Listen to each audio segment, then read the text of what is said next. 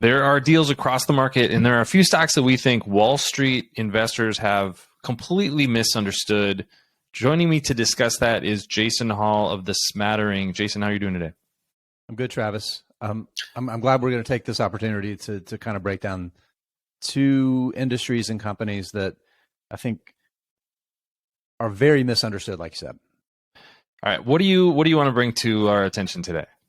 So I'm gonna bring up a home builder. I want to talk about Meritage Homes, and I'm gonna start with the stock chart here because honestly, the stock's not down as much as maybe people might think it would. It's down about a third, and this is a company that builds homes. But I think there has become a big breakdown between the business itself, the quality of the business and its prospects, and what the average investor or person might think is going on with home builders. If we go back over the past decade, it looks like, hey, this has just absolutely been cranking higher.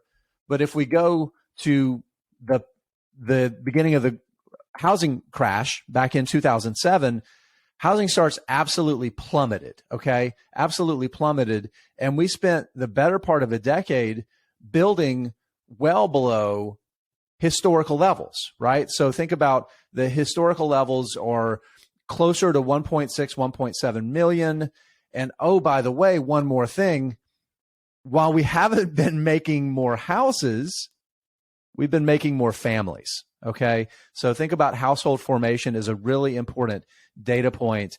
And the number of houses that are being built has not kept up with the number of new households that are being formed. And we take that, I'm going to delete these other off so it's not as noisy, and we look at what's going on with existing home inventory.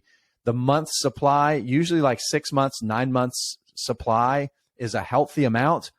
We're like half that right now. The reality is that a lot of baby boomers who we expected to all retire and go live in the Carolinas and Florida in condos haven't done that. So many more people are retiring in place. There's simply not enough inventory, Travis. So what we have is we have a market that's looking at the very real dynamic right now of the housing cycle. You look at this 30% cancellation rate for Meritage in the third quarter. That's like triple their normal level in a healthy market, right? Sales orders have declined. Order volume has come down sharply. But I want to highlight this quote that I've got here talking about the fact that they did fall, but then you start thinking about what's going on with that 30% cancellation rate.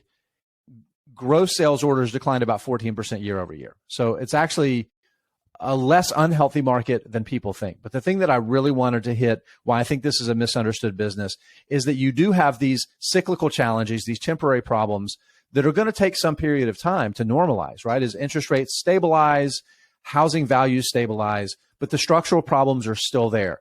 That is a major long-term tailwind for housing. And this is a business that's been around for a couple decades. It's been around. It went through the biggest housing crisis most of us will ever live through, hopefully, and not just survived, but came out of it and absolutely thrived on the other end. People are seeing the short-term risks. The stock has been voted down substantially because of that, but they're missing out on that secular long-term opportunity that Meritage is absolutely positioned to be a big winner from.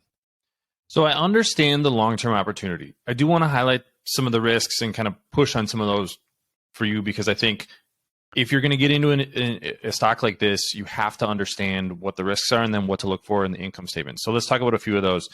Interest rates are going up. Mortgage rates have more than doubled over the last 2 years. I think, and there's a number of challenges there. One is just simply that the monthly cost to buy a home, the same home, has about doubled. The other thing is that people are, as a result, are staying in their homes. I mean, I'm one of these people. I bought a home in 2018, and I'm not going anywhere for the next 20 years because I've got it under 3% interest rate locked, and it would have to be a heck of a deal for me to move. So those are headwinds. Talk to me about some of the financial headwinds, because I think that is something that can really hit a stock like this hard, like you said, in those cancellation rates. And that could last years. I mean, we've been in a structural decline of interest rates for 40 years, basically my entire life. And now we've just shot higher. And so something like we're in a little bit of an unprecedented territory.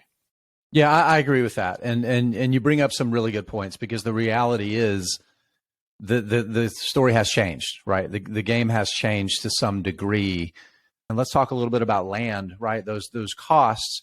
And the company has done a pretty good job of trying to manage that cost. So it's the number of lots that it controls has actually come down, right? So it's slowed its land acquisition process pretty substantially.